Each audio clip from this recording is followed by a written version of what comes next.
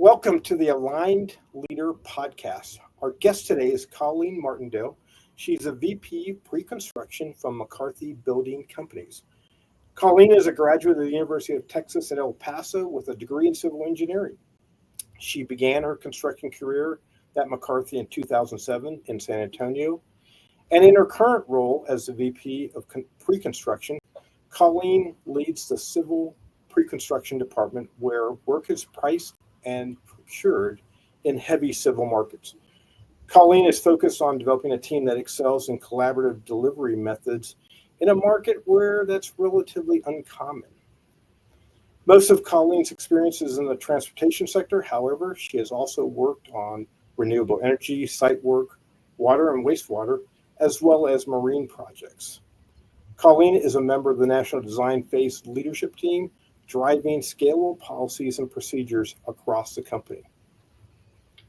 Additionally, Colleen previously served as a national leader in the McCarthy Partnership for Women and as an executive sponsor for the group in the Southern region, which is an employee resource group, focused on attracting and developing female talent in the construction industry and removing barriers to success for women in the construction industry. Outside of work, Colleen enjoys playing guitar, dancing flamenco, traveling, and learning new languages. She currently serves on the board of directors for Maker District, a local nonprofit organization with a mission to put tools and technologies in the hands of the community, as well as a board of directors for CARA, not-for-profit public media organization serving North Texas. Prior to her civil engineering degree, Colleen studied jazz guitar performance, also at the University of Texas at El Paso. Welcome, Colleen. Hey, thanks for having me. I'm really excited for our conversation today. Absolutely. And you've got a great resume, and I have a lot of questions. And I'm going to start off with this. You started your college career in jazz guitar performance, and then you decided, hey, that's not enough. Let me become a civil engineer. Tell me about that. Yeah, some people might think I've lost my mind. So I grew up in El Paso. I'm a lifelong musician. There's actually a couple guitars sitting over my shoulder for a little silly project we're doing here after after work today. But yeah, my passion's always been in music. But I approach music from an analytical side. I really enjoy the theory and taking it apart and kind of seeing the math and the patterns. So engineering was actually a surprisingly good fit, as strange as it sounds.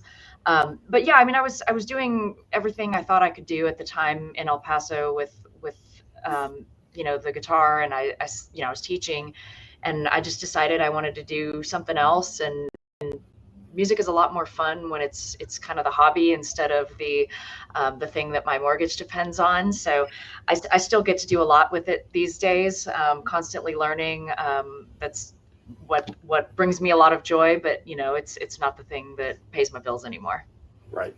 And I've heard a close friend of mine said she ended up graduating with an accounting degree, but she said, if I could make money with my passion, which would be playing basketball or rugby, that's what I would have done. But she said, yeah, I don't think that I was going to ever become a professional basketball player. And rugby was just not something that I think that I could do for a long time. So I had to become an accountant. And she loves numbers, so it was like, okay, that actually worked out well, even though that may not have been your passion per se.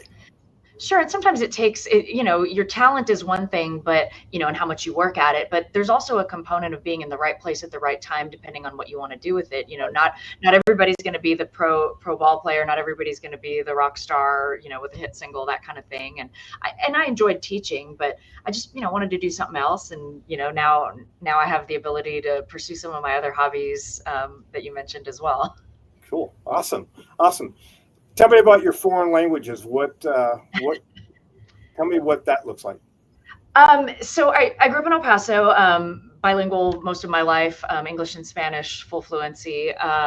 Then I started realizing I kind of was interested in that, and that I could pick them up quickly. So I took some Italian lessons. I took in fact, in high school, I tested out of Spanish because I wanted to take Japanese, but then they wouldn't let me take Japanese because I already had the Spanish credits, and they're like, no, you're done on your language credits. So I would go sometimes at lunch and talk to the Japanese teacher and get little worksheets or something. And so then I kind of made that my COVID project when we went to the house for a little while. And so I've been focusing on that and hope to go test my skills someday. When let's see, I studied kind of intensive individually Portuguese before I went to Portugal the first time. And I was able to get around pretty well. I mean, people are generally English speaking there as well, but you know, I was trying as hard as I could to speak Portuguese first. And then I had a really cool opportunity with McCarthy, which we can talk about later, but with Bridges to Prosperity, and we traveled to Rwanda to build a bridge over there. And so everybody on the project team learned a little bit of Kinyarwanda. And I'll admit that I haven't retained much of that in the last couple of years, but you know, it was enough to be able to have very basic conversations with the local craft workers, you know, pleasantries and construction words, safety, you know, definitely how to stop if something was dangerous, those kind of things. Wow, that's pretty fascinating. I got nothing to tie that one to. I think it's fascinating because, you know, STEM in America is a dying art. You're a woman in STEM, mm-hmm. and you're also learning foreign languages, which is another thing that Americans don't seem to be good at, learning other languages. The old adage of the ugly American. You know, we go to a foreign country and we expect everybody to speak English. And you know, I speak several languages as well, and I've also traveled to places. And when I travel, I'm like, well, I better learn.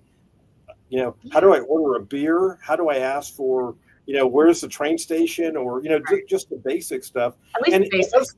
And most of the time, people are like, yes, we don't want you butchering our language. We'll speak English to you, right? But you try. But it makes the world more accessible, and you know, it opens doors for you. I mean, particularly like being able to speak Spanish in the construction industry, and I know I don't look like I speak Spanish, so people are often surprised. But I also, you know, as a flamenco dancer and guitarist as well, that's opened doors for me, you know, to build relationships with other artists so that I can continue, you know, working on that.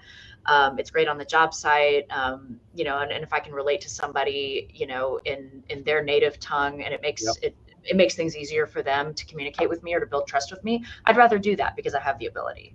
Right. Yeah, absolutely. Awesome. Let's talk a little bit about your career. What got you interested in construction? Well, so I mentioned, you know, I had been studying music and I was looking for something else. The University of Texas at El Paso, UTEP, where I went to school, had a good engineering program. They were known at that time a little more for their industrial and mechanical engineering programs. Being on the border, there's a lot of auto industry and factories across the border that that school fed. But I was more interested in civil. You know, I thought city planning sounded kind of cool. I liked, you know, structural type stuff. And I thought I wanted to do some design. As it turns out, after, you know, finishing, you know, all of the basic level courses, I'd gone to a career fair just to see what was out there. I wasn't even looking for an internship. It wasn't required in my program at that time. And I met somebody from McCarthy, and they said, hey, you know, how would you feel about trying out construction? And I thought, well, I hadn't given that any thought. I didn't think I was going to walk out of here with an interview today, but sure enough. So that's how I ended up in San Antonio the first time, working on a project out there, highway job. And I loved it. It was just, it was fun. I was outside. I was getting to, you know, actually see the things, you know, come to life. And so I finished my degree. It is in civil engineering, and the school at the time was really pushing towards design. They do have a construction management program now, but I just enjoyed it. And we have a lot of civil engineers, you know, here at McCarthy as well. But to me, it kind of scratched all the itches. You know, it was challenging. It was fast paced. I also, you know, you mentioned being a woman in construction. To me, that was a really big opportunity. I was like, well, I look pretty different, especially, you know, nearly 20 years ago. And I said, well, I have an opportunity. I'm really going to stand out no matter what I do. And so I better be good at what I do. And, that's really paid off for me. Worked hard and had a lot of really great mentors and a lot of really great opportunities, placed in front of me. And so far that's worked out really good. Although there really never was a plan to get here, kind of kept tripping and falling forward into it, but it's worked out really great. And so for me, it's really important, especially to younger women and to people of color, the folks that are underrepresented in this industry, that I try to share with as many people as I can that there is a great opportunity, high paying, challenging, fun job, that is open to anybody. There's opportunities for anybody to succeed here. And so that's big, that I wish I'd found my way here sooner. Cool. That's a great story, and I love it.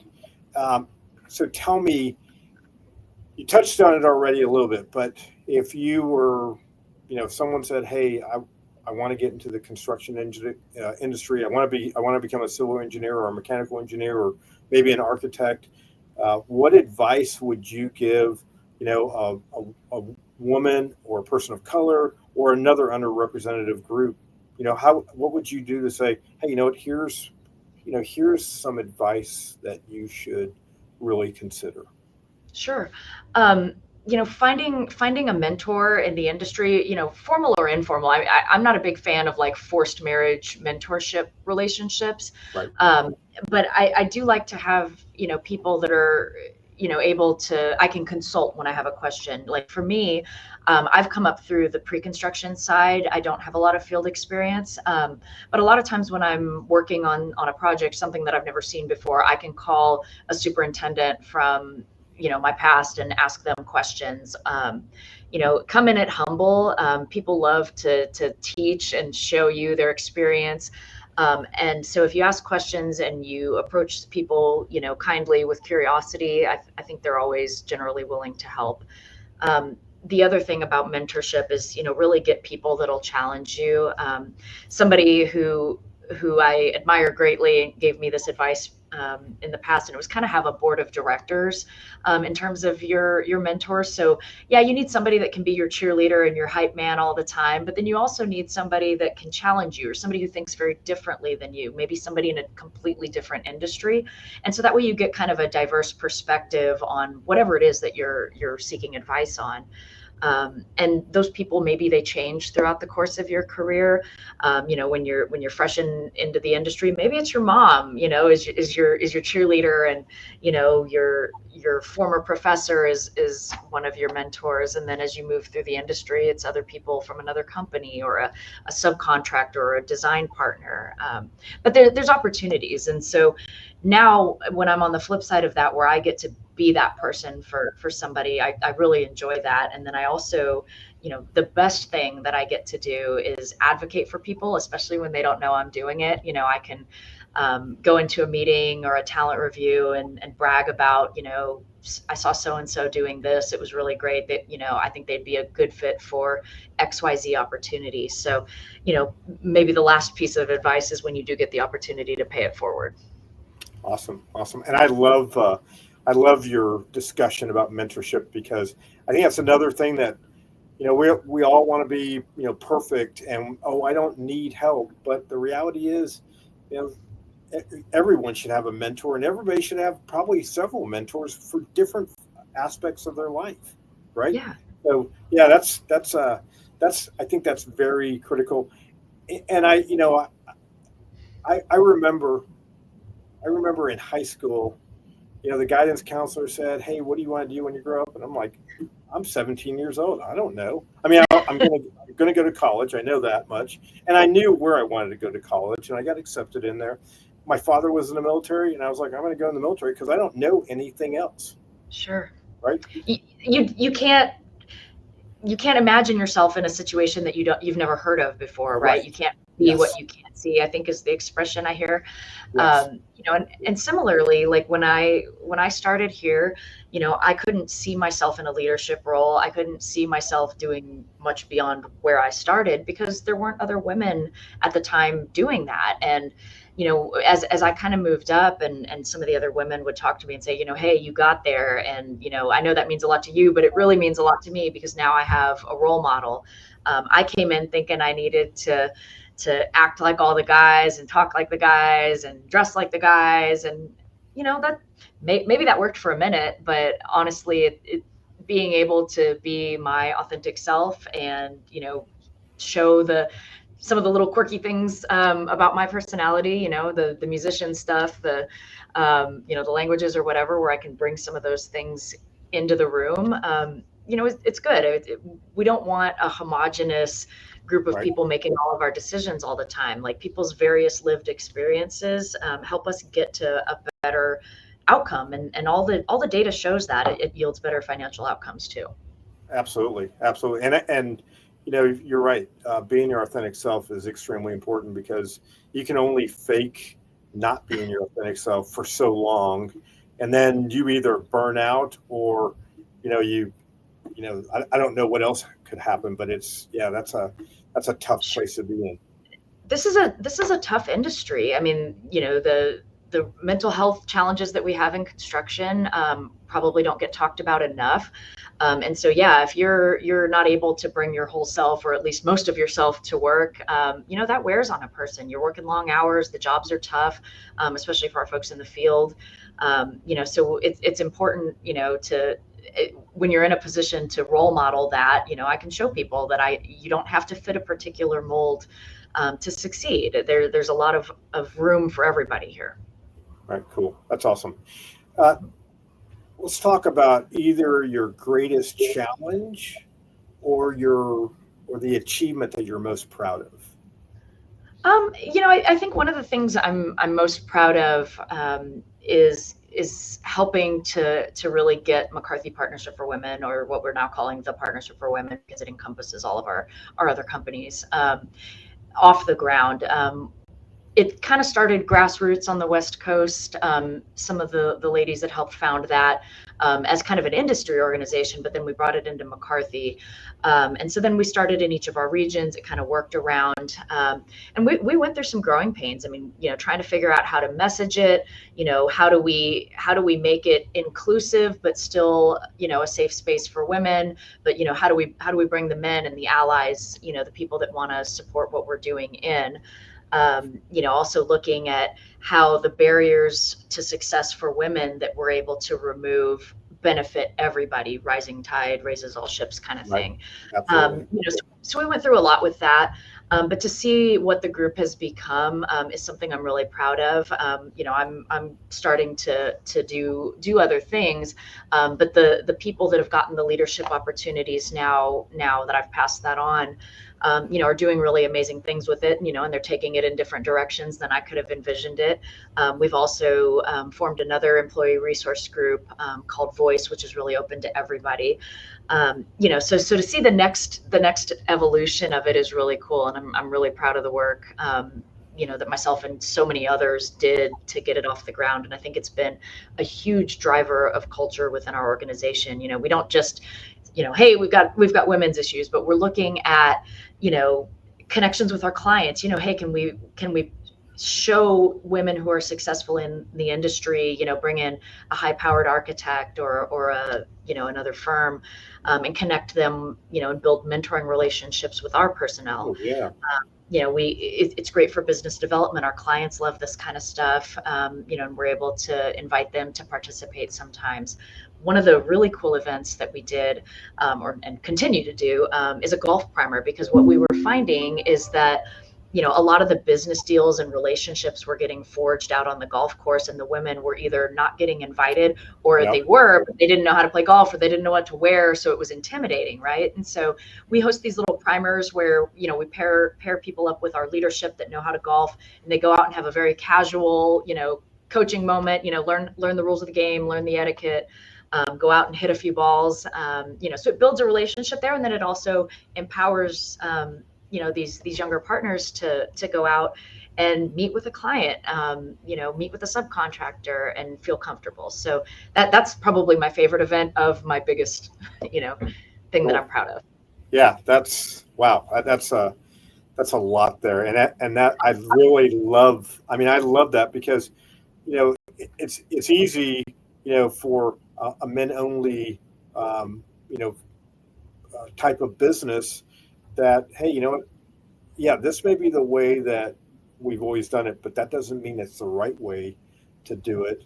And how do you? I mean, I spent 20 years in the military, and I was in a very, as an infantry and special forces, and Sure. we didn't have a lot of women in infantry or special forces. We had some, and now that's opening up quite a bit. And I'm like, yeah, I think that's a great idea. I mean, I know plenty of women who probably could do a lot more than I did, and and they actually scare me. And but they're still And women, that's who you want. yeah, because hey, I want the best person that can do the job. I don't care, the everything else really doesn't matter. If you're the best one, that's who I want leading. Right. I mean, and something cool that kind of came out of it is, some of these like family friendly benefits. I mean, for example, I don't have kids, but I think that those are really good things that we're doing. I mean, like it often the women are tasked with a lot of the caregiving, family life type Yeah, stuff, but we want the men to be able to be comfortable about that too. So it's changed the way we talk about people, outside of work, and like, hey, we want dad to be able to go to his kid's soccer game, so leave a little bit early and the team works it out. I'll stay late this day and you stay late this day, so that everybody's able to find their work life success, and have success with their family.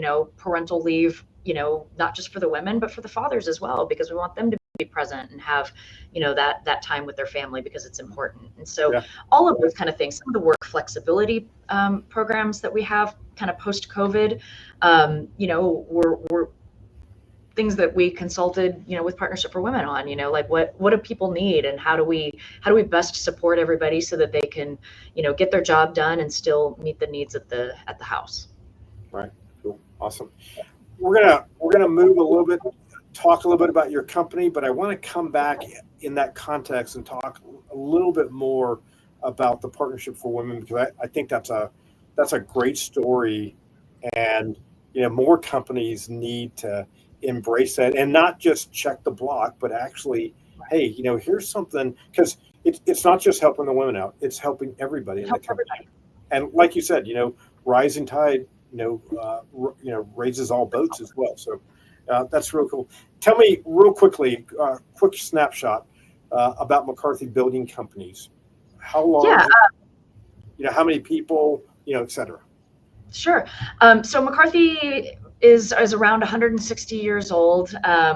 We are all over most of the United States. We have 5 regions. I sit in our southern region here in the Dallas area. We've got a little over 8,000 employees. That's about half and half craft and then salaried partners. Okay. The absolute magic thing about McCarthy is that we are 100% employee owned Oh, company, wow. ESOP company. Wow.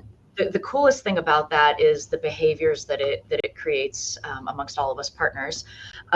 So nobody gatekeeps information here. Everybody benefits from the success of everyone around them. It's a really neat model. It incentivizes people, to really think about the decisions that they make, both financially and culturally. Because at the end of the day, all of that, if the company is more successful, we are all rewarded as individuals for Yeah. that. Yeah. So that's a really cool thing. We are in quite a number of different markets. I'm in our heavy civil group here in Dallas. We have a civil group in all of our regions. We focus on transportation, direct to client type work, and then we also service all of our other southern region businesses. So we come out and do like the site work and utilities on commercial projects in the various cities where we work. We work on our large scale renewable projects, so going out and doing their grading and roads. We help out with water and wastewater from time to time. So just we've kind of got our fingers in everybody else's business. But nationally, McCarthy is probably more known as a very large healthcare builder, a large renewables, solar. We do a lot of higher ed, we work in Vegas. We've got a lot of, entertainment and hospitality.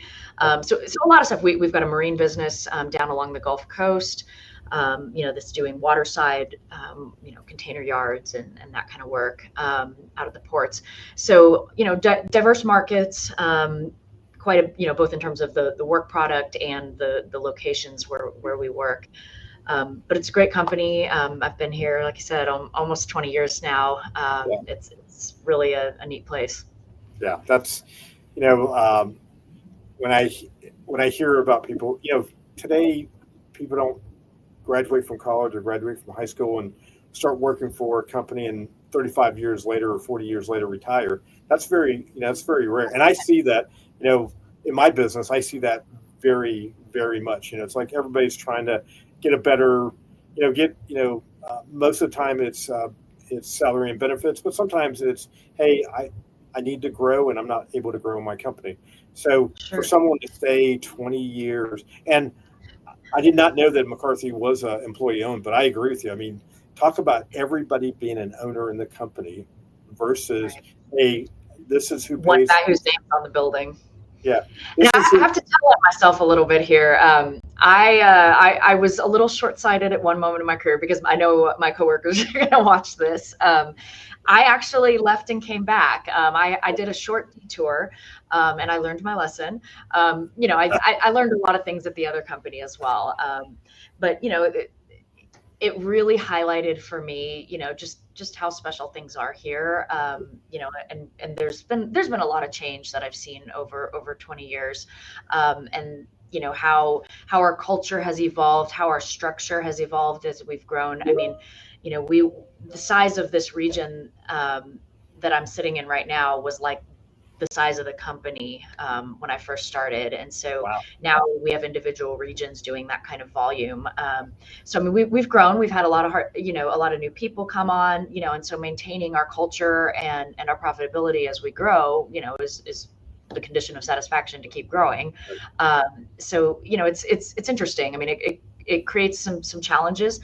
We've hired a lot of new folks in the last few years, and so how do we show them the value of the ESOP? Bring them into that culture, and then when they see the folks that have been here for 25, 30 years, and they're punching into their little calculators on the day when our stock prices are updated. Um, you know, that's a really special moment, Yeah. and Yeah. I think it shows them like, hey, there's anywhere you work, there's going to be hard days, and sometimes you're going to work really hard or whatever. But there's a payout, a benefit to this, and you'll also walk away from this industry and be able to, hey, I built that. Look at that cool thing that I did. Like you have a tangible Yeah. That's souvenir, really. if you will. Yeah. That is really cool. Something about the construction industry is, it's like almost nowhere else can you say, well, I did that, but Yeah, hey, and it's a it's bit. a I did that big thing. yeah, it's visible, very visible. Yeah, absolutely, absolutely.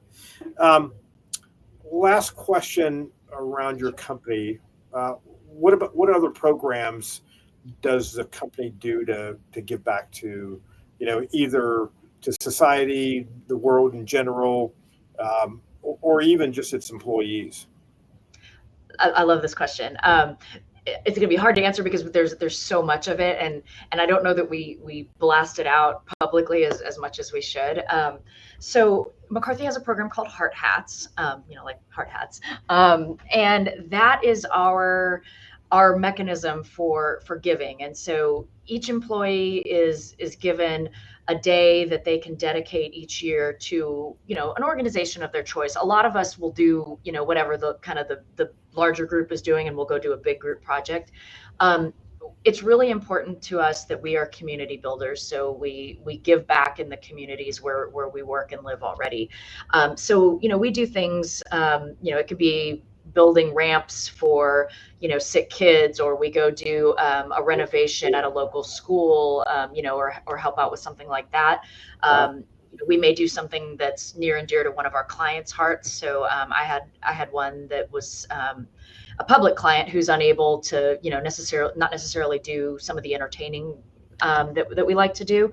But we would go and volunteer at a homeless shelter in that community with that client. So it was a great opportunity for us to deepen the bond with our client there and do something good. And then I mentioned briefly the trip to Rwanda. Oh, Um, yes, yes. so that one's a little bit of a special one, but we did have a group participate with Bridges to Prosperity back in 2023, and I am beyond fortunate to have gotten to be part of that team. But we went over to Rwanda for about 3 weeks and built a bridge in a community where the river during the rainy season cuts off communities. Part of their mission is addressing poverty caused by rural isolation. And so this bridge connected to a little, I say little, there's about 1,000 kids that attend that school who would just lose access to school for large chunks of time, or they would have to put their safety at risk crossing on foot, through this river. Yeah. So we got to do that. That was an incredible opportunity to do that. But McCarthy spends multiple millions of dollars every year, in service projects and donations, that kind of thing. Most of our partners participate. People often come in with a particular organization that's near and dear to their heart. Sometimes it's benefiting an employee who's going through something. So it's kind of just a part of who we are. One of our well, I'll mention all three of our core values, we, not I, genuine, and all in. And that's one of the ways that we exemplify those things. If we're all in on that, this is genuinely who we are. And, we're bigger as a team, and we can do a lot of good in the world. And so that's really important. Yeah. Wow. That's incredible. That's absolutely incredible. I love that.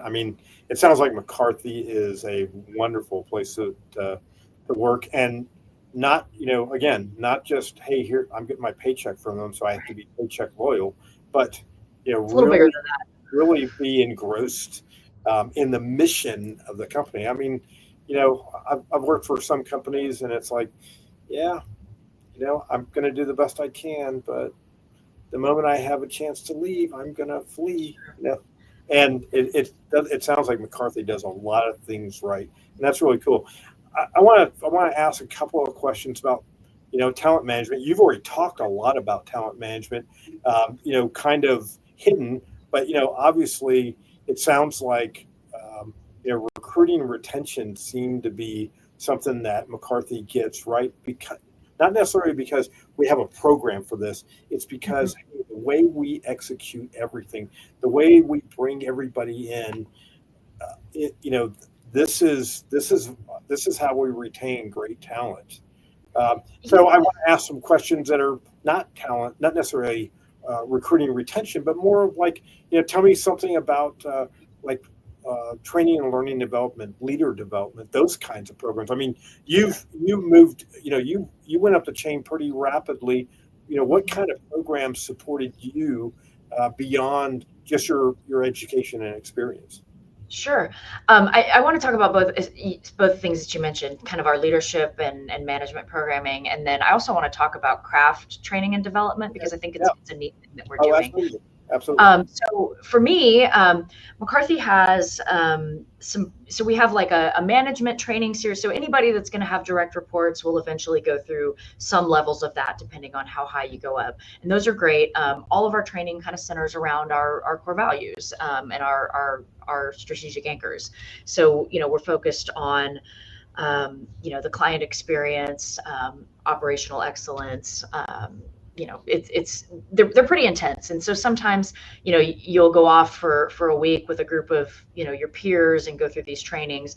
They bring around leaders from around the company, people who are doing it, living it, and you get really, for as big as the company is, a really incredible amount of face time and interaction with our, senior leadership, executive leadership, which is awesome. It's a really cool level of access, a lot of transparency. And then we also have levels of leadership development, which not everybody goes through, but depending on, what your aspirations and what roles you're getting into, and they're intense, but they've been really transformational. It's ways to get to know yourself better, and what your strengths and what your areas of development could be, how you can be a better leader, how you can show up. We don't focus just on the technical skills. There's a lot of, soft skills and empathy. And, at the end of the day, the most important resource that you have is your people, and they need to feel valued and like they're contributing, and that they're held accountable. So all of that is kind of in those leadership trainings. They really are, best in class. We have, people that are dedicated full time to doing that in-house. We do partner with other agencies sometimes for certain trainings. Right. And then, we've got some kind of day-to-day, whatever we need on the job type trainings. So, for the pre-con and estimating team, they're estimating based training, or we have safety trainings, or, excavation trainings, things like that. But then pivoting for a minute to the craft side, we have an entire craft workforce development team. One of the biggest challenges in the industry, and this is not a McCarthy challenge, it's an industry challenge, is craft retention and acquisition. We've got a huge bubble moving through, where a lot of the craft is, within a couple years of retirement. We're just barreling towards that, but there's a large generational gap in the middle between the very young folks that are entering the industry on the craft side now. And that's a lot of, my generation or my parents, telling you have to go to college. There's only one, college is the only way. And it's not, frankly. Right. But, we're dealing with that bubble as a result, right? So what can, there's a high competition for craft labor. And so what can we do to make them feel valued so that they want to stay at McCarthy? We have dedicated teams that are helping them understand their benefits, bilingual specialists, helping them, including mental health benefits, which are particularly important. We've got folks that are dedicated to, on-the-job training. We have a really beautiful facility in the Phoenix area called the ICWIC, which is the Innovation and Craft Workforce Center. So it's places where they can go for hands-on training and all the different types of things that they're actually going to be performing on their job. They can go get the training in this facility with our experts. Wow. The program's intense and it's intentional, and making sure that we're rewarding and celebrating our crafts. In fact, next week is Craft Appreciation Week, so we've got all kinds of really cool activities going on the job sites. Everybody is encouraged to come out from the office, on the job sites and go participate and celebrate these folks who are absolutely the backbone of everything that we do. Right. Wow, that is really exciting. I mean, it makes me want to go work for your company just because come on. That's the ideal there, right? It's like you're going to spend most of your life working at a job. It might as well be enjoyable. You might as well, it's like this is your family. It may be your work family, but this is still your family. And working doesn't have to be horrible. And I get it. I always tell people, if you enjoy what you're doing, it's a hobby, right? Yeah. You never work a day in your life, but yeah, it helps. I mean, you like you said, you spend more awake time with your coworkers. And so being able to have fun with them and have trust. I mean, my boss and my counterpart on the other side of this wall here, we have a great time laughing all the time. Sometimes we're a little too silly, but we've all worked together for a really long time, and I think it's important that our teams can also see us as human. Right. We don't have to be so rigid and robotic. We screw up. That's another thing. I mean, being able to be vulnerable and admit that happens is humanizing. And I think it's really important that people see that, mistakes happen and it's not career ending. You've got, within reason, right? But, there's still an opportunity to go a long way with your career, just if you're putting the effort in, but totally, it's super important to enjoy, if I had the choice, if I won the lottery, maybe I would do something different. But as far as jobs go, I love this one. I love the people I work with. I really do have a great time here, and that makes it, all worth it.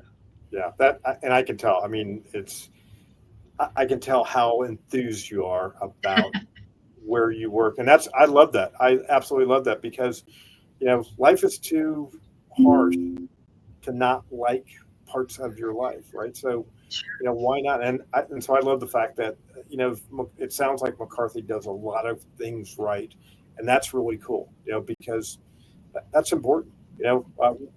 We can only do so much. And again, if we hate our work life, that's really tough. It's a long life. Well, I mean, and we're not perfect. We're always learning. We're always striving to improve continuously. But I mean, that's part of the process. And most of us are engineering type minded people. And like, okay, something went wrong. How do we fix it? How do we make it better? And how do we make this a better place? I mean, those of us that have been here long enough to see the value of the ESOP and understand the difference it brings in terms of culture and even financially, we want to stand on the mountaintops and shout that to people, Yeah. like, this is a great place. Yeah, cool. Awesome. Well, Colleen, we have talked for quite a while. What are your final thoughts?